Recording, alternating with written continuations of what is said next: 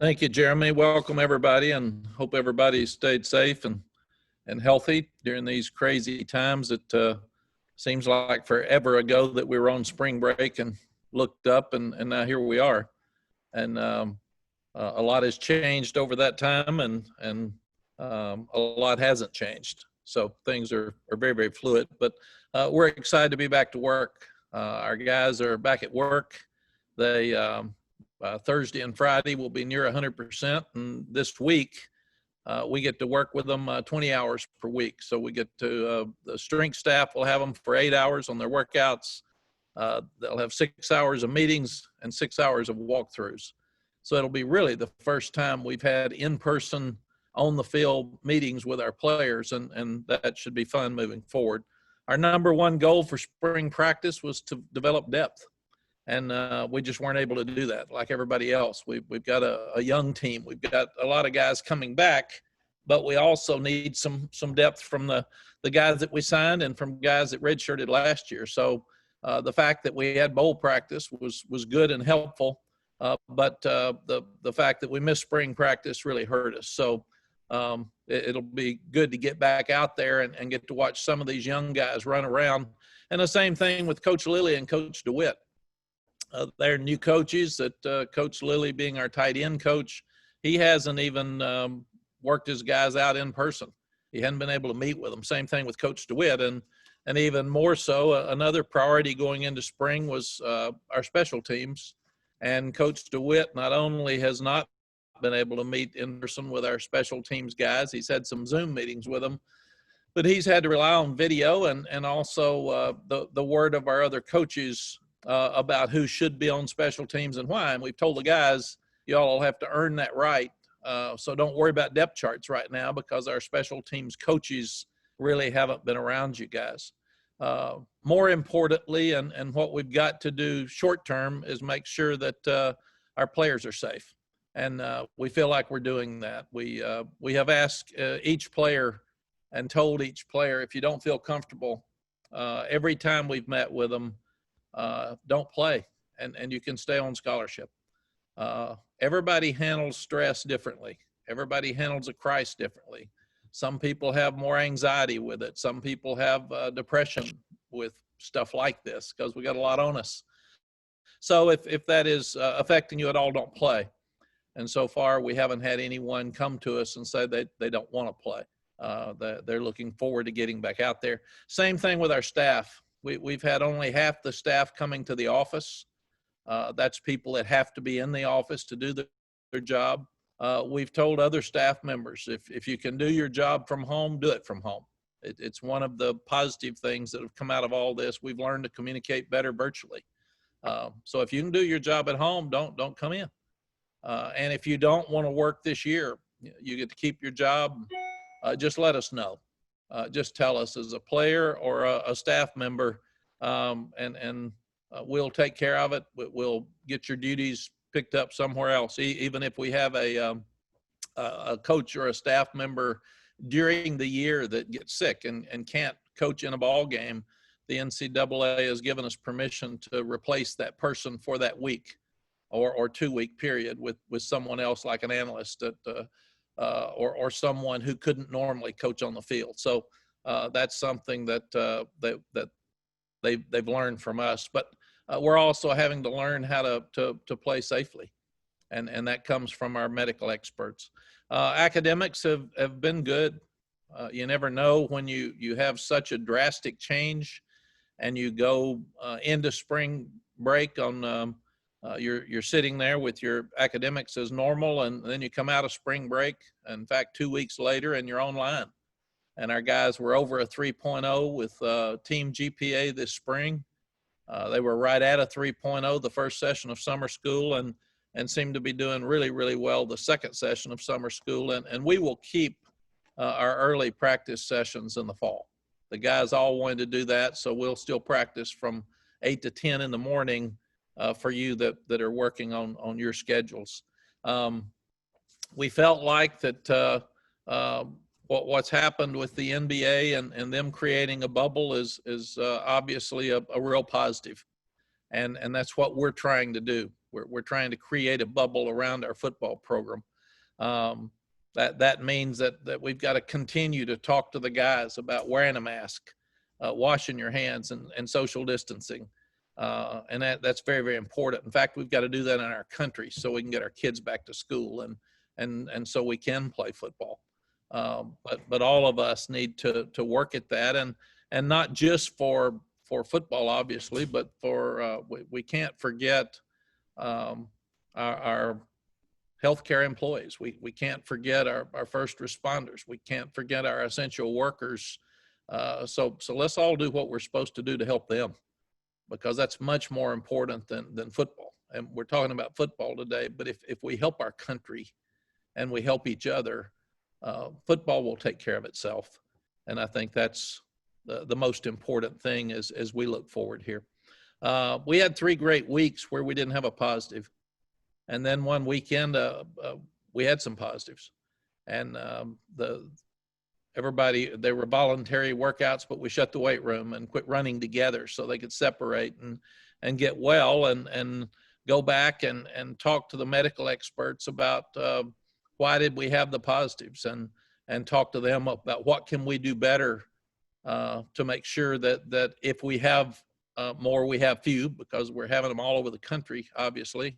But those decisions are all being made by the medical staff moving forward, and we're trusting them with everything we do. So they're telling us how to go back and work, and the contact tracing people are trying to, so we can do a better job with that moving forward. Thank goodness that all of our guys had minor to no symptoms, and that they're doing really well, and again, excited about getting back to work. So I expect us to play college football this fall. It'll be determined by medical staffs across the country, and how safe for the players, how safe for the staffs, how safe for the fans. And that's still fluid. Commissioner Swafford said that they will probably have more information for us at the end of the month. And I know you're anxiously waiting information. We are too, and our coaches are, and our players are, our parents are. Our parents are even asking me, are we going to play, and where can we get tickets, and all those type questions right now that none of us can answer. So I think the real answer is that we've all got to do what we're told to do. We've all got to fight this virus as a whole in our country. And as the virus slows down, we have a better chance to play, because everybody will be safer. And I've thought a lot about people across the country. People have lost their lives. They've lost family members. They've lost friends. People have lost jobs. People have lost their place to live. I just cringe at the thought of young people not being able to eat. So all of us have a responsibility to do the things right. And I'm trying to do everything that I'm supposed to do every day. People asked me the other day, would you like wearing that mask? I said, no, I'd rather not wear it. But if it's going to keep not only me safe, but the people that I'm talking to that I care about, I'm going to wear a mask, and I'm going to wear it every time that I'm supposed to wear it. I made a statement the other day, and I've made it numerous times, about I think we need a commissioner of college football. That was not a shot at Todd Berry with the AFCA, because I was the president of the AFCA. The problem with the AFCA right now is they don't give them voting power. The AFCA can suggest, but the coaches don't have a voice there that is a powerful voice to vote and get things done. It wasn't a shot at President Emmert, because President Emmert's in charge of the NCAA and all of its entities. At one point, we had Chuck Ninus in charge of the CFAs, the College Football Association, and at that time, we got athletic directors and faculty reps and coaches together, and we started making decisions as one. And right now, we just seem to be disjointed, and we don't have a single voice together. And I would have liked to have seen it where more people were talking about when it's safe to come back as a group, how we're going to run the season, who's going to play, when are they going to play. And that seems to be all over the place a little bit right now. So any questions from anybody? Or Jeremy, anything I missed? No, I think you're off to a good start. Now we'll roll through the questions again, gang, for those that hopped on late. Pop open your participant window. You should have the opportunity to raise your hand if you want to ask a question, and I'll just move through it. We'll start off with Dan Walken. Dan, go ahead, unmute yourself and fire away. Hey, Mac. Hey, Dan, how are you? Doing well, thank you. How concerned are you about players and, you know, they're obviously consuming the news. They understand what's going on. There's got to be some uncertainty with them about, are you going to play?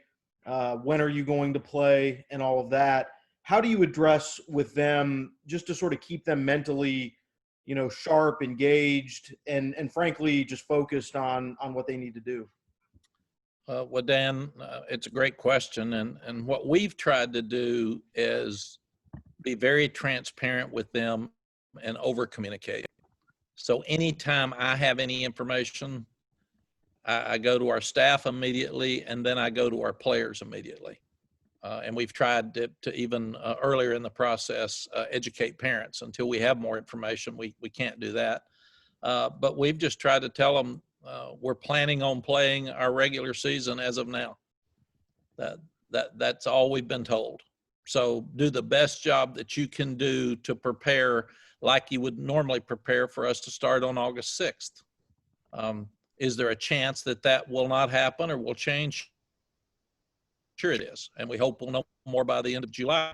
But we can only prepare for what we know is there right now. And right now, we have not been told anything different about the season, and we're planning on starting on time.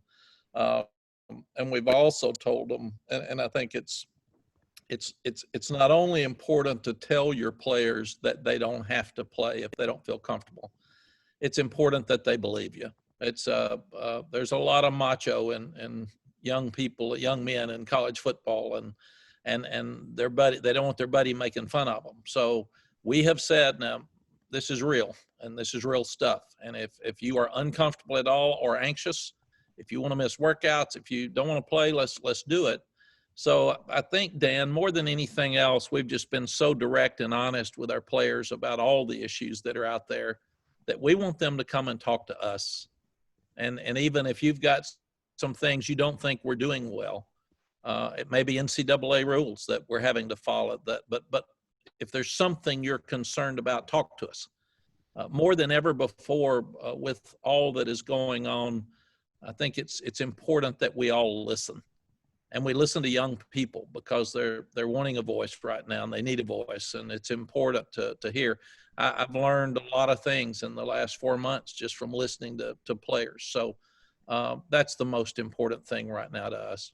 Just one quick follow-up. If you were not able to play this fall, do you anticipate that the players would stay on campus? Dan, that's way above my pay scale. And again, what I've learned through this is I have a job to do and I need to stay in my lane. Athletic directors right now have a very difficult job with looking to see what's ahead. Already some issues in the spring. Chancellors, presidents have a very difficult job. People are discussing all over the country, should our kids go back to school or not? And do you have in class or online? And I got grandkids that affects. So right now, what I'm trying to do is get our team ready to play, and that's it. I really am trying to go day to day with them and trying to talk to them about doing the same. Let's worry about today and let's get it fixed, because there's so much fluid activity with the virus and therefore our lives that are unanswered. I said the other day, the only thing that is assured is we're not assured of anything right now. And those are the things that I think we've got to be able to do, is manage day to day, and then let people who are in charge of whatever they're in charge of get us answers for the other stuff. We know we're trying to get shields to play football, and that'll help. But the medical experts are the ones that are going to tell us how we practice, when we practice, if we can play. I think they will be determining whether guys go to school or not. People have asked me about, what about the spring? Could you play in the spring? I'm not going there because I'm planning on playing in the fall. And I can't get to spring yet because if I get to spring with all the thoughts that happen in the spring, I think it'll dilute some of my thought process as I'm preparing for the fall. Good, Dan. All right, we'll move on. Andrew Jones, you're up. Go Hey, ahead. Coach, I appreciate you taking the time to talk to us. Over the last couple of weeks, when a lot of the Big Ten came out with its announcement, it's going to play conference-only games, there have been a variety of reports about all kinds of scenarios. The one question I'm asked several times a day by our readers is, if you could play football in your own conference, how come you can't play football against teams from other conferences? What's been explained to you about the thinking behind that, and what is your understanding of why it's okay to play this team and not okay to play that team, given what the virus is about? Well, Andrew, I'll give you what I was told early because I asked the same question. And each conference, the way I understand it, will come out with a medical protocol. And that medical protocol will have to be adhered by the teams in your league. And then you're not going to be allowed to play teams from outside of your conference unless they can go by the medical protocol to make sure that everybody's safe. That's the only thing that I've been told about conference or non-conference games. I haven't been told anything else. As a follow-up, have you and the other ACC head coaches been asked for any input along the way here in the last few weeks? We have met as head coaches each week for about, I'd say 7, 8, maybe 10 weeks. And we've gone over all the different scenarios, and Dave Clausen is the head of our group this year, and then he gives the information to the athletics directors. So they have asked for our input, and we've given a lot of input, understanding that we're not decision makers. Thanks. Appreciate it. Thank you. And Dave's done a really good job with chairing those meetings too. Thanks, Andrew. Head over to Dennis Dodd. Dennis, go ahead and unmute yourself. Unmuting. Yeah, Mac, thanks once again for doing this. I'm looking at your schedule. It looks like your schedule's intact. I wonder if you had any thoughts about, playing a conference games only, or conference +1, or playing a 12-game schedule versus, the Pac-12 and Big Ten that are playing conference only, how that might look and work. Dennis, I like all of us, I've sat and had my opinions and thought about what this would look like, and really, I've got no input. It's I told Bubba I want them. My goal would be for the medical staffs to make it safe for all of us, not just the players, but the coaches, the fans, you guys, make it safe for everybody. And if we can figure that out, we need to play. And the guys want to play. I've asked them, and they want to play. Some need to play. They got the NFL out there. They've asked me questions about what happens if we don't play. Do I get a redshirt year? What does that mean for my eligibility? Or do you keep all the seniors next year and let them play again like we did in the spring with some of the Olympic sports? And then do I get to come back another year? So there's so many questions that I've tried to stay again in my lane and not worry about anything except preparing for the schedule that I know we've got. You hear the 8+1, you hear the 10+1. I don't have any idea what I'm doing except with scheduling, except I'm going to play whatever Bubba tells me to play, and John Swafford tells me to play. And I want to play all the games if it's safe. And so that's been my focus. My focus is you've got our schedule. I've got our schedule. Our coaches have worked for the last 4 or 5 months on those games. That's all we've talked about. That's all we focused on. And until we hear something different, that's where we're headed. Okay, thank you. Thank you, Dennis. Thanks, Dennis. We're off to Jared. Jared, go ahead. Hey, Mac. And when it comes to recruiting, I know there's no real substitute for a firsthand look at a lot of your prospects, but given that a couple of states have already shifted from fall to spring in terms of high school football, if it's played at all, I'm wondering how much more reliant you and your staff becomes on, I guess, just their personal resume reels and sites like Huddle to evaluate potential prospects. Jarrett, that's another great point. We're in good shape with our 21 recruiting. So we missed our camps in the summer, which all universities did, and that's a vital place to get to know people better, build relationships. The families weren't able to visit this spring, so again, you miss those relationships. We're fortunate that we're in a footprint where most of our guys come from DC to Atlanta. They come to games as juniors. They're around us a lot. We recruit heavily in state. So we were able to know all the families for the 21 recruits. And I think that's one of the reasons we've been able to do well. We've lost some guys that said, Coach, I can't wait. And I didn't get to come and see you all, and we didn't get to come to campus. So I feel like I need to commit to the one school I went to visit. I understand that completely. Where it will be different are the 22 and the 23 classes, because hopefully by spring we'll be able to get back to some normalcy and have camps again.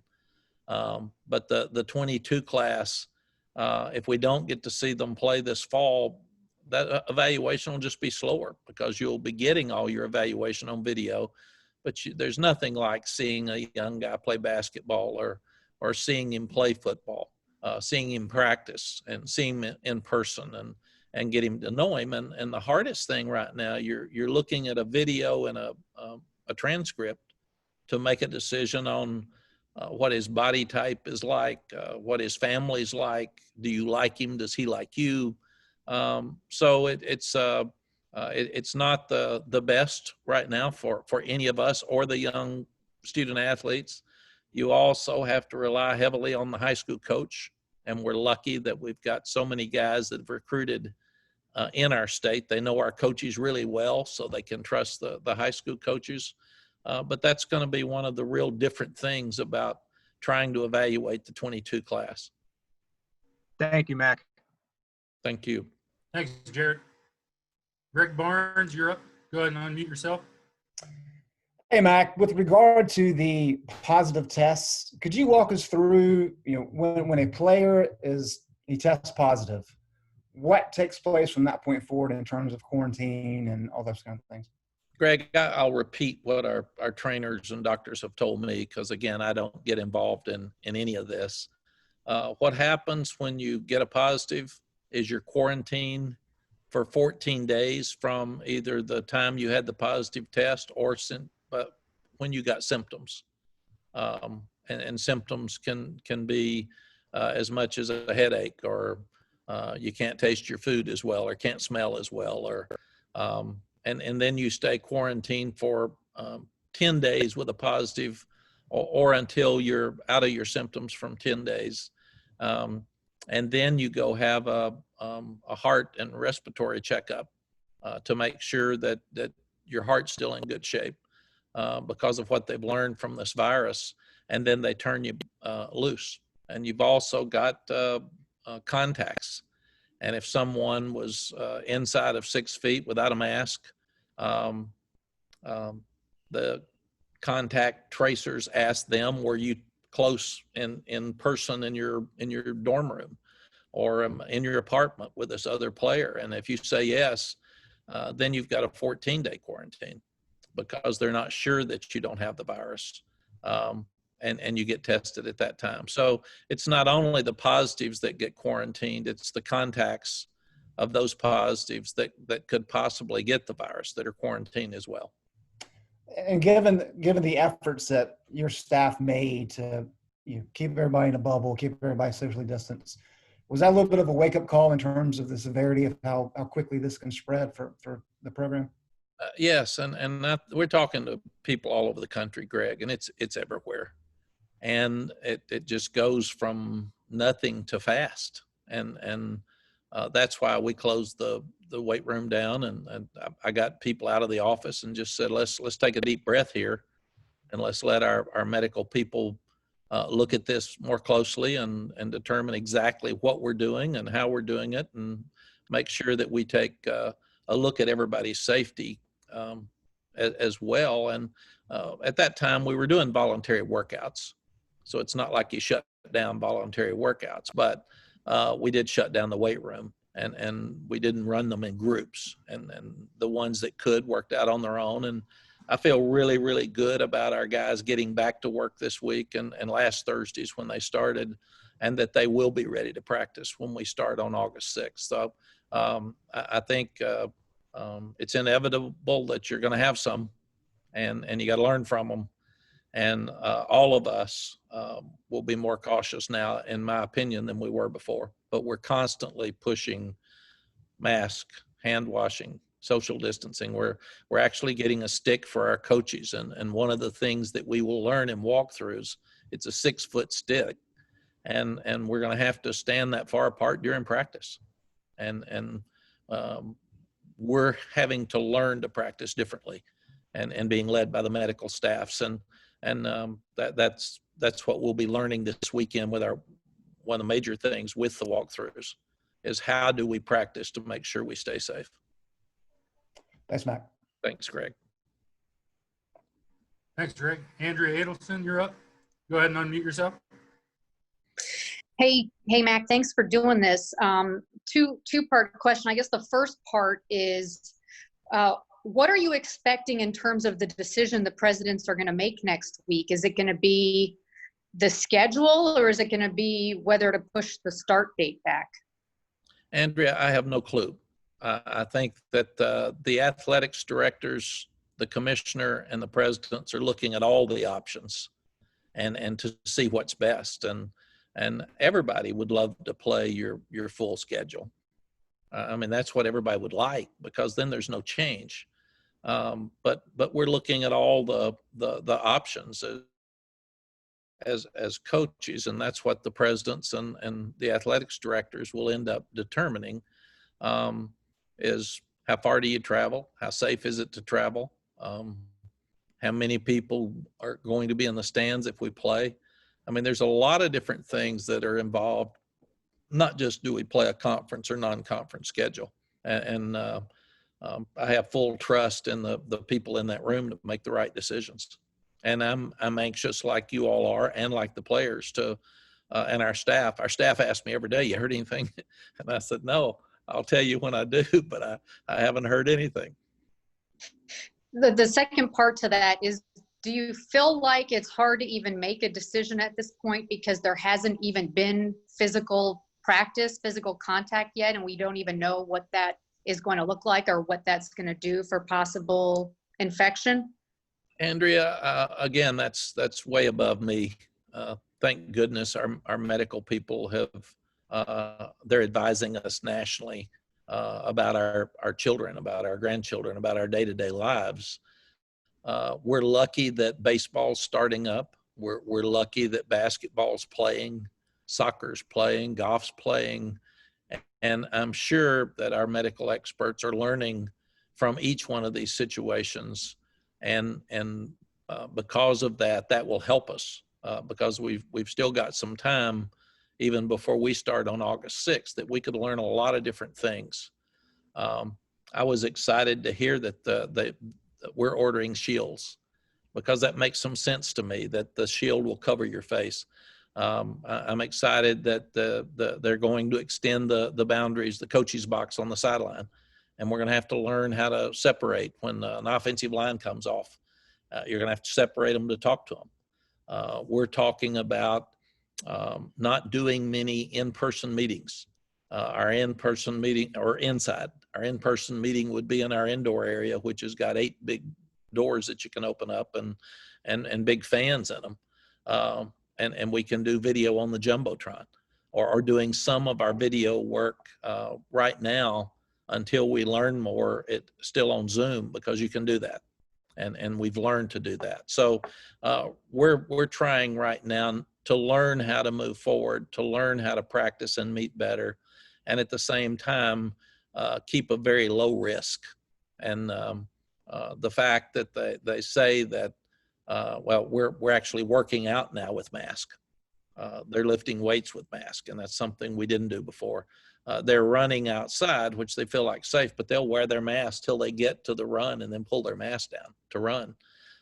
So we're really working hard to make sure that everybody's safe, but we're still getting the ability to get our work done.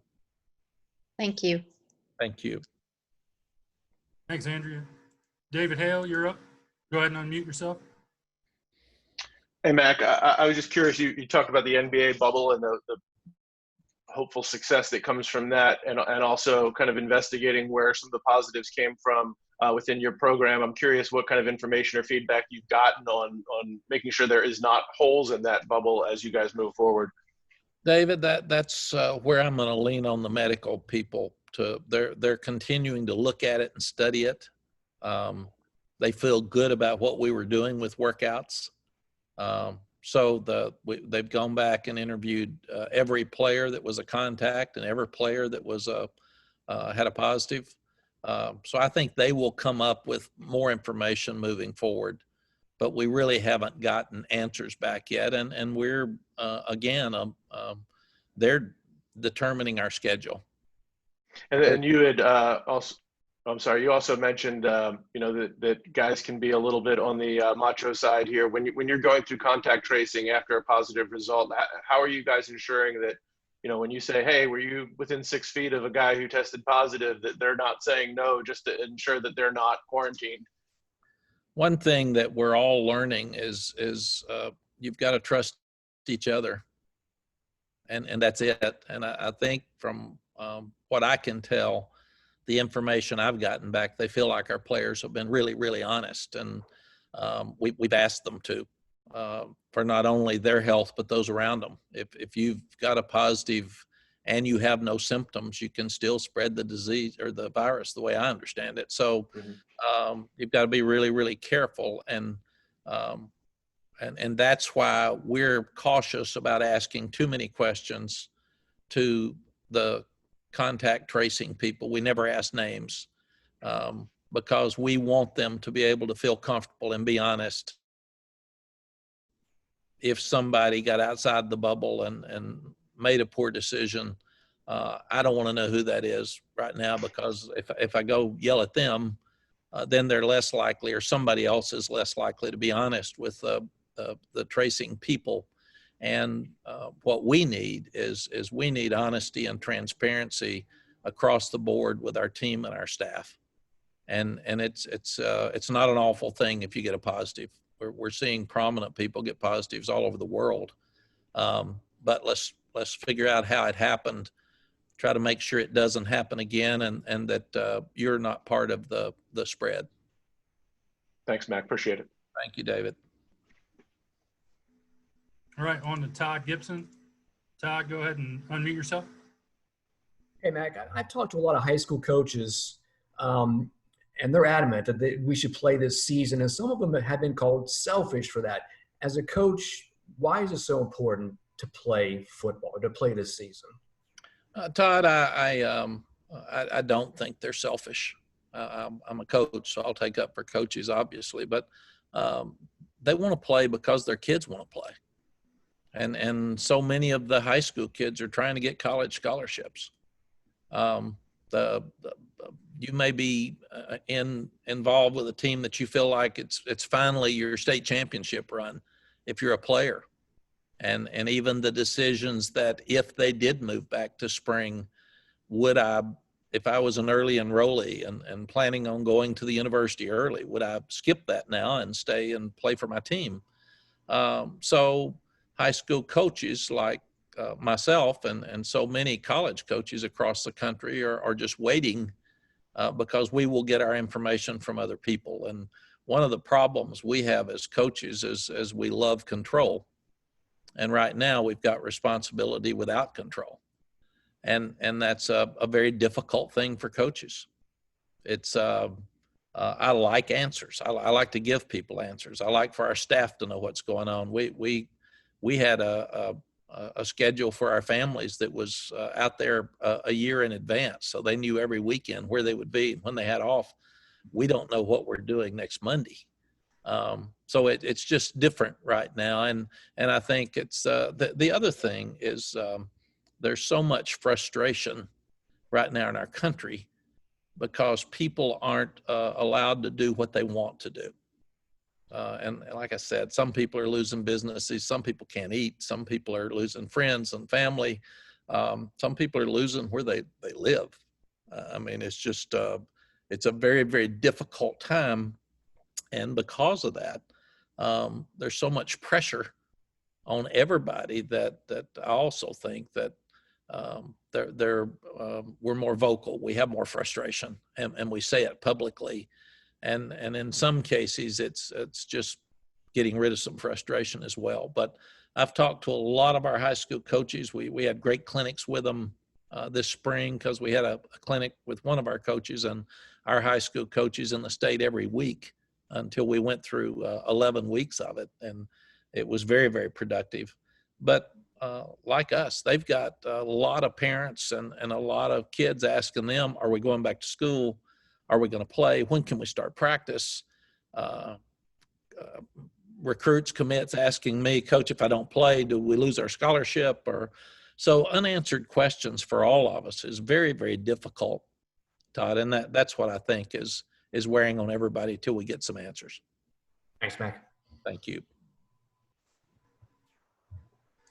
JB, we're coming to you. Go ahead and unmute yourself. Hey, Coach, JB here. As always, thank you so much for taking out time for us. My question, I want to go back to your revelation of the ACC coaches getting together weekly for the past 10 weeks. Can you go back to that first week where you guys had that first kind of teleconference or whatnot with all the coaches to where you guys are at right now? Getting closer and closer to when the season is supposed to begin, do you feel like the anxiety of whether or not we're going to have a college football season is kind of getting to that level of maybe desperation or whatever? Like we're just doing anything and everything we can to make sure we have a college football season. Are we getting close to that danger zone right there? JB, thanks for being on it. It's funny that we found out by meeting once a week for 7 to 10 weeks that we actually like each other. And we're not out there fighting and recruiting all the time right now. So we've had some fun together, and Dave Clausen, as I said, has done a great job of chairing those meetings. But it's been funny, and coaches are picking at each other. And saying, in fact, one of them said the other day, they said, "You want to have this meeting again next week?" And said, "Yeah, I'd kind of miss it. I thought I didn't like 2 or 3 of you, and I actually like you." So we're finding out that we have a lot more in common than we think. And I've been really, really proud of the coaches in the ACC in these meetings. They're 1 to 2 hour Zoom meetings. And a lot of head coaches all of us run our own meetings, so we've got a bunch of opinions. But the people have really been able to honor other differences and talk about what might be best for Syracuse and what might be best for Miami, since they're on the opposite ends of where we are. So we've talked about what's best for college football instead of what's best for us and what's best for the ACC. So I've really been pleased, and there has not been panic. I think all of us, and I can't speak for them, but just in listening, everybody would love to play. But nobody wants to play if it's not safe. Nobody. I mean, that's just, that's 100%. And we don't know how to determine whether it's safe or not. We've got to get our information from other people. And because it's so fluid, the medical people are continuing to look at what's safe and what's best and what can we do to make this work. So you've got athletic directors on hold. You got presidents on hold. You got everybody on hold, just waiting to you all are on hold. Coaches and kids are on hold until we get more information from those that are giving us the information. I think that there's really more excitement that as we're nearing the season, the possibility of us playing grows. And that's exciting for the coaches and therefore the players. And then when Commissioner Swafford says the end of July, we'll have some more answers. And the SEC Commissioner, Greg Sankey, says we'll have more answers at the end of July. I think then they must feel like they're making progress toward decisions. And we all know all those options that are on the table. And I'm just glad that we've got people that are smart enough to make those decisions for us, because I would not be able to make the decision because I don't have enough of the information. Thank you so much, Coach. Thank you. Thanks, JB. Sammy, you're up. Go ahead and unmute yourself. Yeah, Mac, this is kind of off the main topic here, but you and your staff have always been known as great recruiters. I mean, what makes a good recruiter, and how heavily does that ability weigh as you form a staff as opposed to coaching abilities? Yeah, Sammy, I hope you're doing well.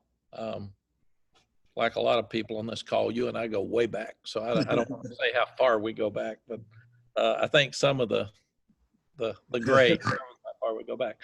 Sammy, I've always felt like number one, it's about your product first.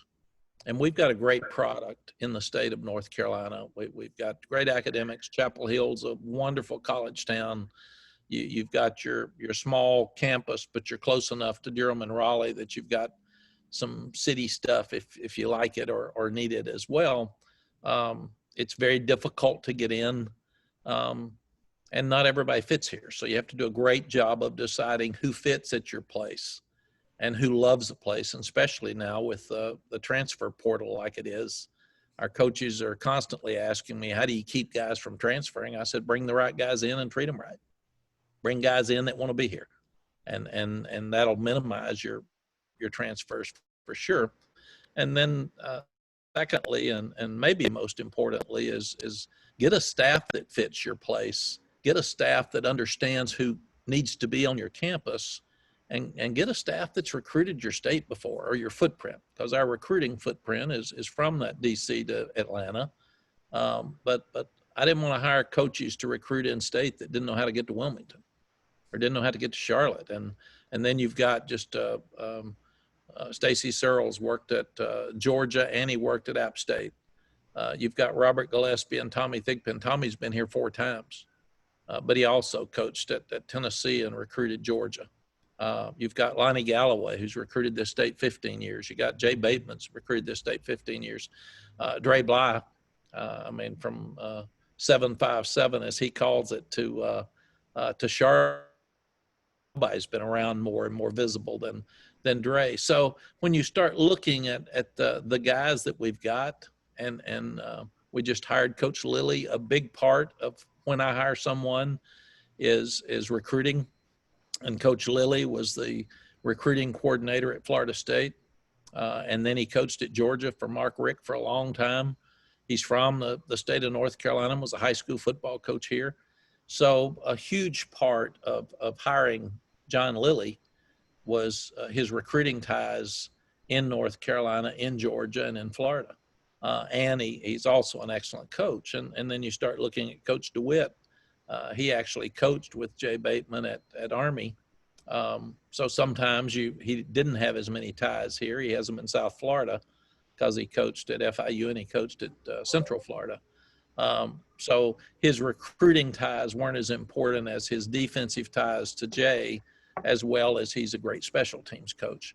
But a huge part of putting your staff together is putting a staff together that can recruit, and not just a good recruiter, but can recruit your state and your footprint. Yeah, I guess just following up, as I recall before when you were here, Sally was really into the recruiting scene. Has she maintained that interest in recruiting as well now? She has. It's when we quit coaching at Texas, Sally was really concerned that we would lose touch with our players. And just the opposite happened with Facebook and Twitter and phone calls and text messages. And they were more involved with us because we weren't as around as much. So they were reaching out to us all the time. And one of the exciting things for her was to have a team again and get to know all of our current players, which we've really missed. It's been the hardest thing since spring break, is we haven't been able to be around the players. We see them a lot on you start looking at virtual with Zoom and talk to them on Zoom, but it's just different. And we've had to talk to them about Zoom and sit up, pay attention, be on time. I mean, the meetings are different. So I can't wait to get to be around them more like that. But Sally loves getting to know the recruits. And Sam, she's been valuable to me in recruiting because she can sit there and evaluate a family and a player and say, not sure if they fit here or not, and here are the reasons why. Or she'll say, you're not going to get him. You didn't listen. Said if you listen, Mom said, I wish you were closer. That means he's not coming because you're too far away. So she's been really valuable to us in recruiting. Thanks, Matt. Thanks, Sam. All right, Nicole. Oops, sorry, I think I muted you. My bad. Okay, I think I unmuted. Yeah, you're good. Mac, thanks for doing this, by the way. I just have two questions. The first one is, as a coach who's done this a long time, how much of like lead time do you feel you would need to know when your first game is? Like what length of time and amount of practices and prep do you feel you would need to have? Nicole, it's a great question. And that's a lot of the conversation we've had in our head coaches meeting. And I think everybody came up with, we could survive with 4, but we'd like to have 6. And a 6-week reentry would be perfect for us. But 4 would be okay. When I played, which was quite a while ago, we actually just had a workout in the summer, and they'd send you a sheet and say, we'll see you when school starts or when practice starts, and you had to be in shape on your own. And I've been really impressed by our players, and I'm sure other coaches would say the same thing, that these guys worked so hard when they were away from us, even if they didn't have a weight room, because so many weight rooms were shut down. A lot of people have trainers now, but I saw guys doing push-ups with book bags on their back and jogging with sand in a book bag, and all different types of really creative stuff to get themselves in shape. And kids work out year round now. So I really feel like that I think the medical folks will give us that amount of time to get our teams ready to go. And in fact, you don't want to, I worry sometime that we work them so hard year round that we wear them out. So some of this has been a good break for them as well. But I'm not concerned about our team being in shape or ready to go when we get started. And then this other question is, talked about bubbles and the environments of that these players are in. What's your level of concern about the regular student body coming back to campus? Because you can control what you can control in football practices and your facilities, but then they walk outside.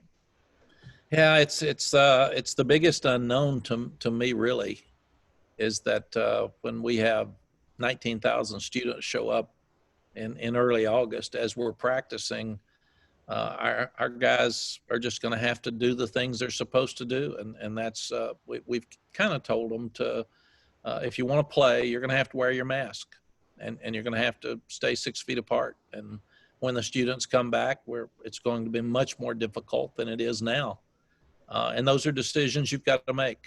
And what Greg was talking about earlier, Nicole, if you have a positive and it's 10 to 14 days, then you have to have your heart checkup, you could miss 2 to 3 games very easily. So the players just have to determine how important is it going to be to stay in that bubble? How important is it going to be to not go out with buddies that aren't in the bubble?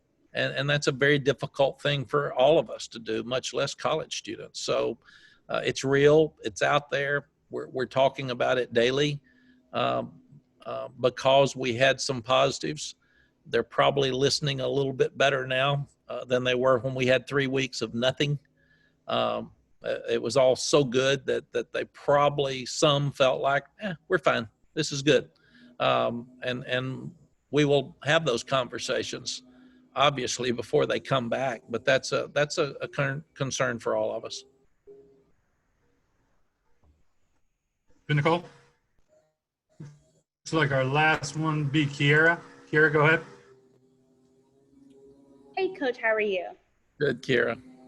I just have a quick question. We haven't really spoken to you earlier in the month when everything was, race related and the conversations were happening. I spoke with a former player of yours, and he just said Coach Mack Brown is one for the culture. He understands us. He wants to get to know us. He's very adamant about understanding who we are. Through your college coaching career, how important was it for you to understand your players and making sure that you identify the things that they go through, and making sure that you're an ally for them in all scenarios? Well, that's another great question, Kira. And I was lucky that I was raised by a father who coached and a grandfather who coached. And so I was all about players and high school coaches early in my life. And then I've grown and learned, and what's happened over the last few months has made me even more aware, because what I learned was that we've always listened to players. We've always wanted to understand who they were. A lot of times I've gotten criticism for being too much of a player's coach and being their buddies, and that's not the case. We're very disciplined, but at the same time, we're all ears, and we want to listen, we want to learn. What I've learned is that the environment in our dressing room has been wonderful. The environment on our team is great, and we have fun together, and we don't have issues. We talk about being fair to everybody, and if you don't think we're being fair, come and ask us, because you need to. Maybe you didn't hear what we said properly. I want you to understand what we said. You heard what you heard. It's not what I said. So we want to be fair. And the other thing is I've learned in my life, I want to be consistent. Every time I get on here with you guys, I want to be the same that I was the last time I was on here. My job is to give you information that I have. And that's the same way with the players. And then we always want to do what we know is the right thing to do. And those are three principles that we have that we go by with all of our players. And I've said, if there's anything on your mind, come and ask me. I may not can answer it, but I can get somebody who can. And that's very, very important to me. And what I've learned in the last month or so, and I can't wait next time we have an in-person meeting, some of the players have talked about, could we stand up and talk about racism and talk about Black Lives Matter, and that'd be great. So we're going to have a town hall meeting where everybody that's got something on their mind can stand up and say it. And I don't want to do that on Zoom, because some of the passion and the emotion Zoom meeting. And the other thing I've learned, that my responsibility goes beyond our team and our team in the little bubble environment that we have, even in our dressing room. If I've said this many times, if the United States and the world would handle diversity and race and equality and fairness like our dressing room, we'd have a wonderful world. And I don't know why it can't be that way, and our goal should be that it gets that way. But when our guys leave our bubble, if they feel like there's racism anywhere, whether it's on campus, in town, in their lives, anywhere, then I'm responsible for trying to help change that. And that's what our conversations with them have been like over the last 3 or 4 months. If you've got something that really bothers you, then tell me, and I'll talk to you about it. We'll see if we can change it. But let's make sure that the change is what's best for you and what's best for our country. And it's change that will help you 5 years from now and help you 10 years from now, or help your children. And let's just don't let it lay there if it's something that we need to fix. Perfect. Thank you, Coach. Thank you. All right, gang.